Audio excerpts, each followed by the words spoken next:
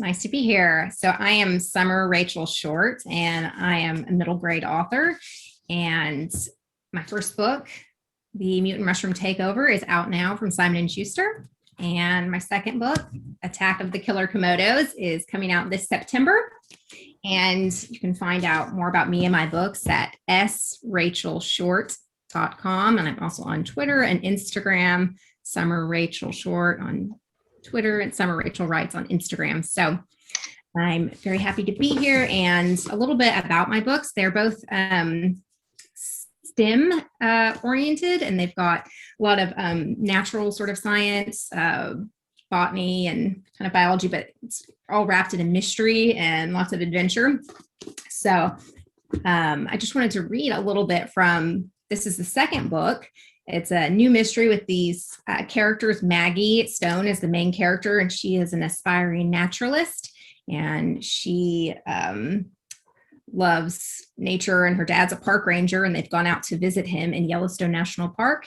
Her best friend Nate is not into science so much. He has a YouTube channel that is dedicated to all things paranormal and spooky. He wants to find aliens, and his big hope for their trip in Yellowstone is to stumble upon Bigfoot. So I'm just going to read a little bit of the first chapter, not the whole thing, but just to give you a little taste of what's going on. So, water the color of bullfrogs gurgles against my shins as we slog across the Firehole River.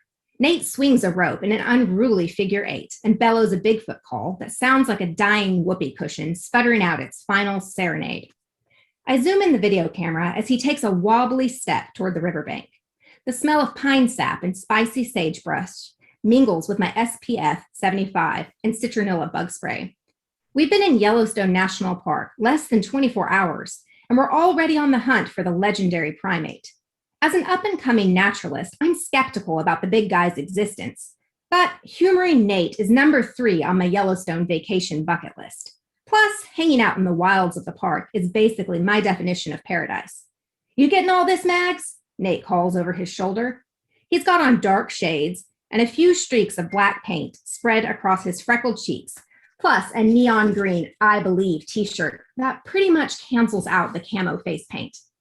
Make sure you get a close-up of the mini grappling hook. Already on it, partner, I say, giving him a thumbs up. I've recently signed on as a production manager for Nate's YouTube channel, The Conspiracy Squad. The pay is squat and the working conditions are questionable, but investigating the unexplained is kind of our thing, though Nate's tastes run more to the otherworldly than mine. The show's dedicated to freaky, weird, and potentially made-up happenings. It used to be small potatoes, but ever since a mutated zombie fungus spread through our hometown 6 weeks ago, The Conspiracy Squad has been getting more attention.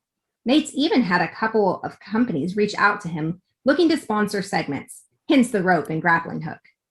My latest contribution to the show is a segment I've dubbed Maggie's Minute.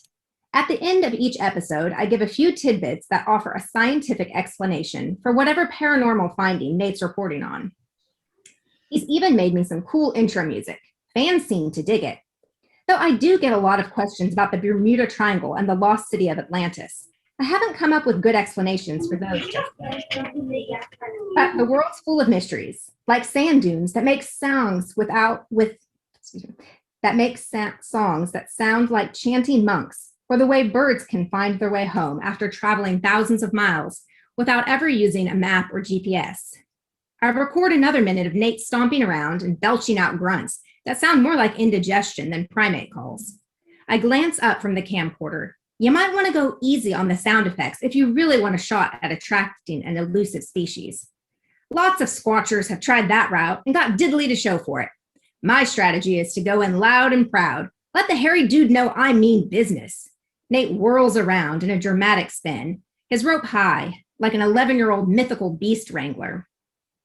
As I wipe a spray of river water from the camera screen, my stomach rumbles and I think about Dad back at the campsite grilling up lunch.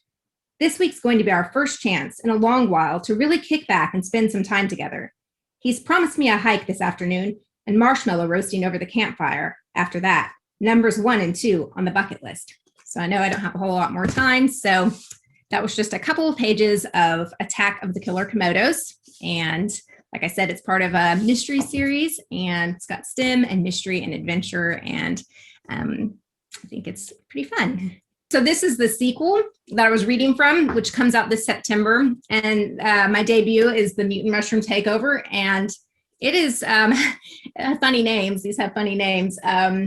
It's actually based on a real life fungus that it does do some zombifying. As I mentioned, there's a fungus called Ophiocordyceps that turns ants into zombies. So I kind of went from there. And so there's an author's note in the back of each book that kind of have separate some of the real science from the science fiction. And so I think that there's some fun stuff for the classroom where you can, if you were doing, a botany unit or something on, just any number of kind of topics I talk about the thermal pools in Yellowstone. There's some of the earthquakes that happen there. So this one's a little bit more of a survival story because the kids get stuck in the park after some earthquakes happen. And there is a Komodo dragon along with some other animals, and it has to do with some genetic engineering. It's sort of the vein that the second book takes. I did work as a science reporter journalist for a little while, just actually just at my university back in the day. And my dad growing up was a scientist. So my main character, her dad, is a scientist. And so growing up around the dinner table, there would be a lot of, instead of sort of the normal, like maybe, I don't know, sports talks, my dad, we never watched anything like that, but there'd be a lot of, hey, this is the latest development in this or that. And so I kind of grew up with that as an influence.